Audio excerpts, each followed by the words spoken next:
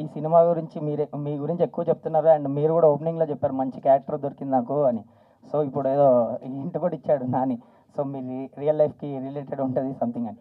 And like like మీకు ఒక మీకు పేరు ఉంది, సినిమాలో ఒక హీరోయిన్ కూడా ఉంది, ఒక ట్రాక్ ఉంది అని.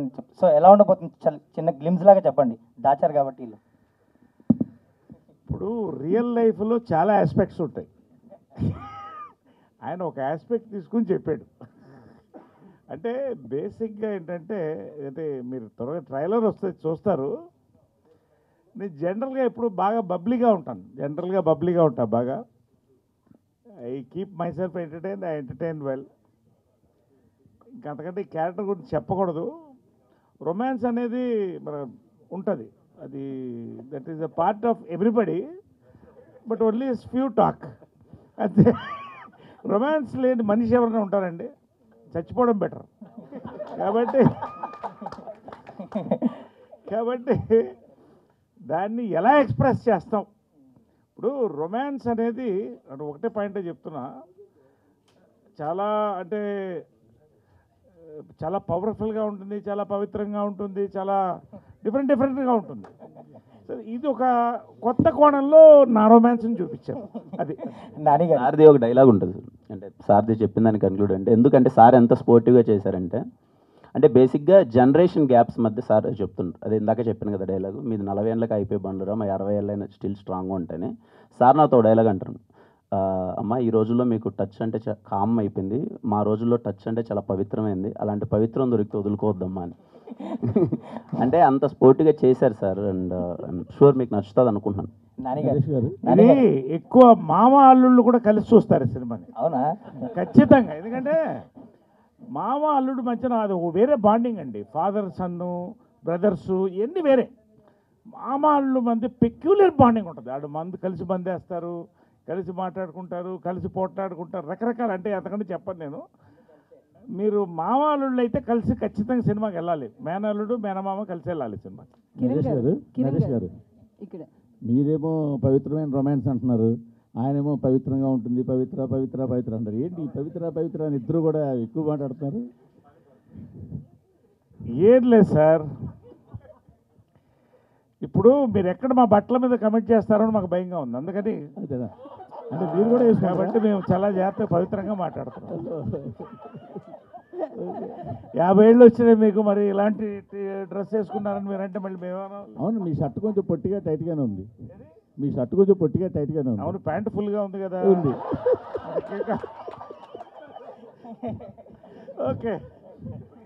కిరణ్ గారు సార్, యాక్చువల్గా బోర్డు వాళ్ళు వచ్చినట్టున్నారు, సెన్సార్కి సబ్మిట్ చేయండి మీరు, షూట్ చేసి ఆ తర్వాత టెలికాస్ట్ చేసుకోండి అనేటట్టున్నారు. కాదండి, మీ ప్రశ్నల బట్టే మా సమాధానాలు కదా. దయచేసి మీకు సెన్సారా? చెప్పండి. లేదు అంటే సినిమాలో వైబ్ అయింది ఇంకా మేము చూడలేదు, కానీ మీ వైబ్ బాగుంది. No we are all excited. నిజంగా నాని ఆయన డైరెక్టర్ చెప్పింది కరెక్ట్ అండి. ఇది అబ్సల్యూట్ ఫ్యామిలీ ఫిల్మ్ అండి. సెన్సార్ ఏది ఉంచారు, బట్ సిచ్యువేషనల్గా, ఎమోషనల్గా ఇది ఫస్ట్ సినిమా కాదండి. రామ్ గోపాల్ వర్మ బిగినింగ్ సినిమా నుంచి వస్తుంది.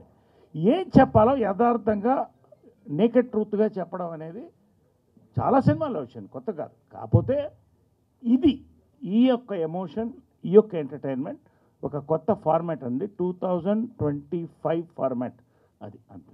కిరణ్ గారు సార్ ఒక నిమిషం. నేను ఒకటండి, లిటిల్ హార్ట్స్లో ఒక డైలాగ్ ఉంది, తగులుతుంది కొంచెం ముందుకు జరగని.